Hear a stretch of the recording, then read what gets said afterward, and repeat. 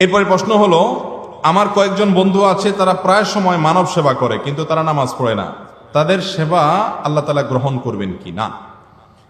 ভাইরা আমার, আল্লাহ তাআলার কাছে আপনি যে কোনো আমলের বিনিময় পেতে হলে সর্বপ্রথম শর্ত হলো আপনার মধ্যে ঈমান থাকতে হবে। কি থাকতে হবে ভাই? ঈমান থাকতে হবে।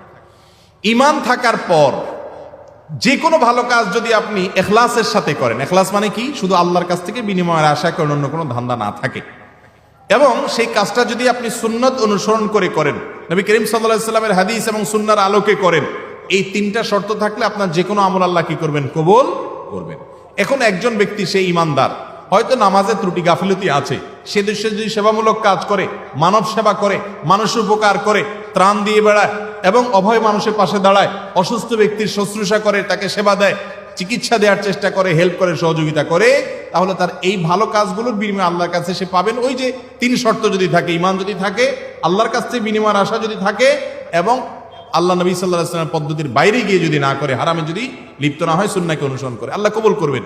কিন্তু কথা হলো, নামাজই যদি না পড়েন আর শুধু সেবার কাজ করেন, তাহলে ব্যাপারটা কিরকম হলো আমি বলি। আপনার কাছে লবণ আছে, আপনার কাছে পানি আছে, আপনার কাছে হলুদ মরিচ আছে, আপনি এইগুলা সবগুলা গোলাইলেন, গোলাইলে তরকারির মতো কিছুটা হতে পারে, কিন্তু মূলত তরকারি হবে না যদি সবজি না থাকে। হবে? পাতিলে সবজি নাই, আলুও নাই, সিমও নাই, লাউ নাই, কোনো প্রকার সবজি নাই, কিন্তু আপনার কাছে সব রকমের মশলা আছে। মনে করেন আপনার কাছে পেঁয়াজ আছে, মরিচ আছে, রসুন আছে, আদা আছে, হলুদ মরিচ আছে, লবণ পানি আছে, তেলও আছে, সব কিছু আছে। আপনি পাতিলে সব দিয়ে নাড়লেন, কিছু একটা হবে এটা, কিন্তু তরকারি হবে না। ঠিক না ঠিক? কারণ আসলটাই নেই। আর আপনার কাছে যদি শুধু তরকারিটা থাকে, তাহলে সেক্ষেত্রে তেল নাই, মরিচ নাই, কোনো দিক থেকে ত্রুটিপূর্ণ তরকারি হবে হয়তো।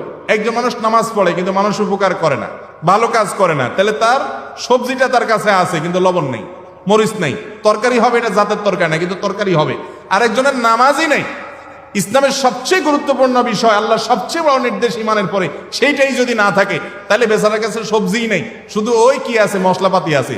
এই মশলাপাতি দিয়া সে কিছু একটা তৈরি করতে পারবে, ঠিক আছে, কিন্তু এইটা দিয়া তার তরকারি খাওয়ার স্বাদ পূরণ হবে। কথা কি বুঝাতে পারছি? আল্লাহর কাছে কিয়ামতের দিন জান্নাত চাইবেন, আল্লাহ সন্তুষ্টি চাইবেন, অথচ মেইনটাই নিয়ে যাবেন না, তো কি লাভ হবে? আল্লাহ যদি বলেন ঠিক আছে সেবা করছো, তার জন্য এই যে তোমার সওয়াব নিয়ে যাও, লবণ মরিচ এটা সেটা নিয়ে যাও, কিন্তু আসলটা পাবা না, তাই কোন লাভ আছে? এগুলার কোনো লাভ নাই। এই জন্য সেবামূলক যারা কাজ করছেন, যেটুকু করছেন